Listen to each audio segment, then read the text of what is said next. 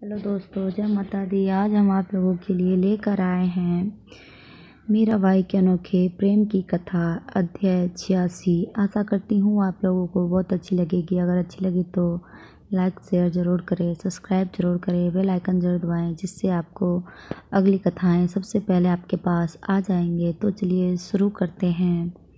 राणा विक्रमादित्य ने मीरा को बांस की छाँव में 2 काले भुजंग भिजवाए और कहलवाया कि सालीराम जी और फूल हैं। छाँव का ढक्कन खोलते ही नाग निकले, लेकिन देखते ही देखते एक ने सालीराम का स्वरूप ले लिया और एक ने रत्नों के हार का।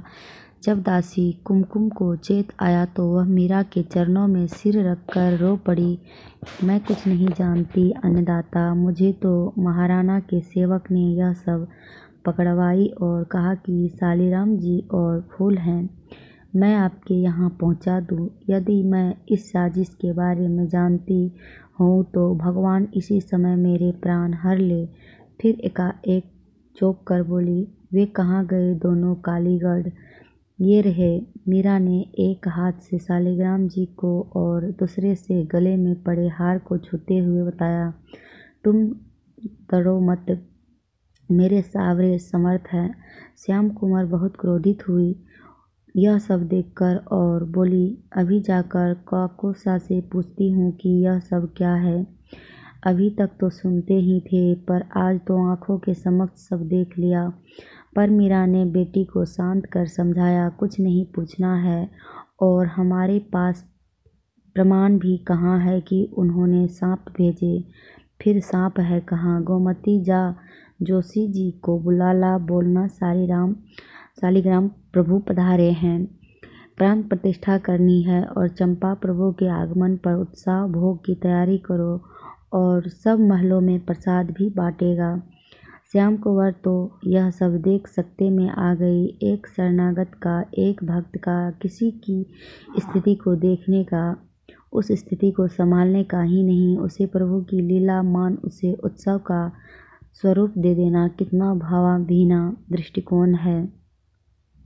मेरे लिए क्या आज्ञा है हुकुम? कुमकुम रो पड़ी, जो यह प्रसाद मेरे पल्ले में न बांधा होता तो वे नाग मुझे अवश्य डस गए होते। अब वहाँ जाकर क्या कहूँ? केवल यही कहना कि छाव को मैं कुंकुवानी के पास रख आई हूँ और अर्ज कर दिया है कि सालीराम और फूलों के हार है।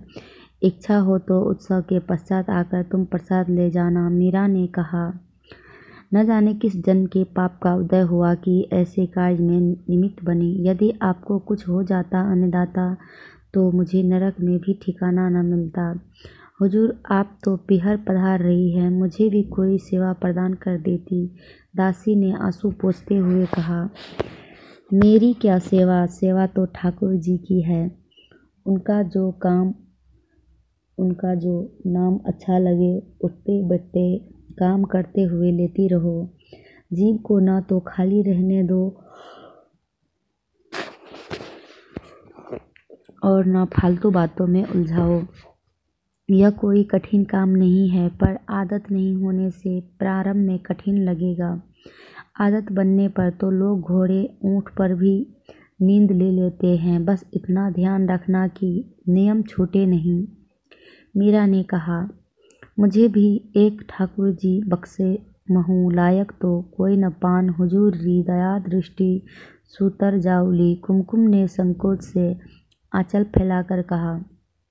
मीरा उसके भाव से प्रसन्न हो बोली, बहुत भाग्यशाली हो जो ठाकुर जी की सेवा की इच्छा जागी। प्रसाद लेने आओगी तो जोशी जी भगवान और नाम दोनों दे देंगे।